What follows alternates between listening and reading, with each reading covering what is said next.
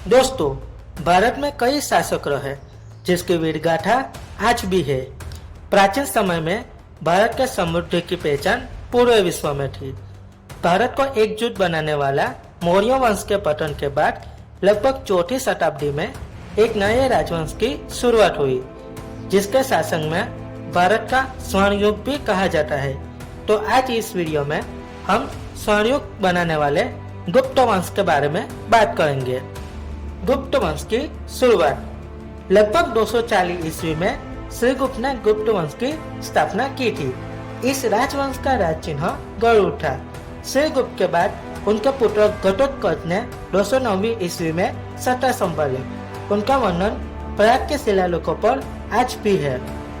चंद्रगुप्त प्रथम को गुप्त वंश का प्रथम प्रभावशाली शासक भी माना जाता है। चंद्रगुप्त प्रथम ने संधि की तहत लिच्छवी की राजकुमारी कुमार देवी से विवाह किया था, जिसके बाद लिच्छवी के सहाय से रास्ते को बढ़ाने का भी कार्य किया। समुद्रगुप्त चंद्रगुप्त के पुत्र समुद्रगुप्त को इतिहास में सबसे बड़ा सफल राजा भी माना जाता है। उनके समय में ही भारत में सुवर्ण युग की शुरुआत हुई थी। समुद्रगुप्त उदार शासक के साथ वीर योद्धा और कला प्रोत्साहक भी था। समुद्रगुप्त को अजेय राजा भी माना जाता है। चंद्रगुप्त द्वितीय विक्रमादित्य समुद्रगुप्त ने 375 ईस्वी में रामगुप्त को सत्ता दी थी, मगर वो योग्य शासक न होने के कारण 380 ईस्वी में पद भ्रष्ट करके विक्रमादित्य को सत्ता दे दी गई। विक्रमादित्य कला प्रोत्साहक शासक था। उस समय पर कला का स्तर एक अभूतपूर्व ऊंचाई पर था। उनके दरबार में 9 रत्न थे। चीनी यात्री फाहियान ने विक्रमादित्य के समय में भारत की यात्रा की थी।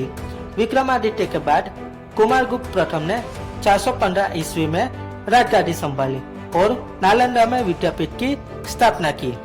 स्कंदगुप्त उनको गुप्त वंश का आखिरी प्रभावशाली राजा भी माना जाता है। वो प्रजावात्सल्य और उदार राजा थे। उन्होंने अपने समय में काफी युद्ध संघर्ष को झेला था। हुन आक्रमण को जीतकर हुनों को वापस जाने के लिए उन्होंने मजबूर कर दिया था। गुप्त वंश का अंत स्कंदगुप्त के मौत के बाद अब गुप्त वंश में कमजोरी आ गई थी। उनके बाद कई राजा हुए, मगर वो प्रभाव नहीं कर पाए। विष्णुगुप्त को गुप्त वंश का आखिरी राजा माना जाता है। उसके बाद हुन के शासक के कब्जा करने पर गुप्त वंश का अंत हो जाता है।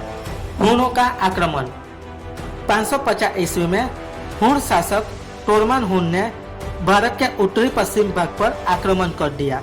कमजोर पड़ गए गुप्त को तोरमान ने हराकर उन पर कब्जा कर देता है, मगर 606 ईस्वी में तोरमान के पुत्र मिहिर कुल को हर्षवर्धन के साथ संघर्ष करना पड़ता है और उनको हारकर वापस जाना पड़ता है।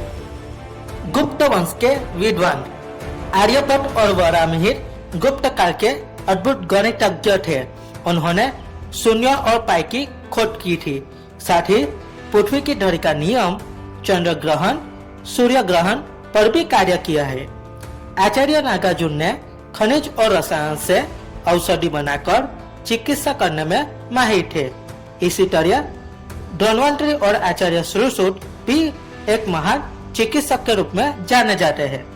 कालिदास की विद्वता और उनकी शाकुंतला नाम की संस्कृत लेख आज भी उत्कृष्ट स्थान पर दिखाई देता है। कला और स्थापत्य दिल्ली के महरौली में गुप्त वंश का लोहे का स्तंभ है, जिस पर आज भी जंग नहीं लगा है। गुप्त काल में चेस की शुरुआत हुई। गुप्त वंश द्वारा बनाई गई अजंता, इलोरा और उदयगिरि की गुफा, साथ ही सारनाथ का स्तंभ आज भी मौजूद है। गुप्त वंश में स्थापित नालंदा विद्यापीठ पूरे विश्व में मशहूर थी। तो दोस्तों, आपको यह जानकारी कैसी लगी? अगर आपको कोई टॉपिक पर वीडियो चाहिए तो कमेंट जरूर करें। इस वीडियो को अंत तक देखने के लिए आपका बहुत बहुत धन्यवाद।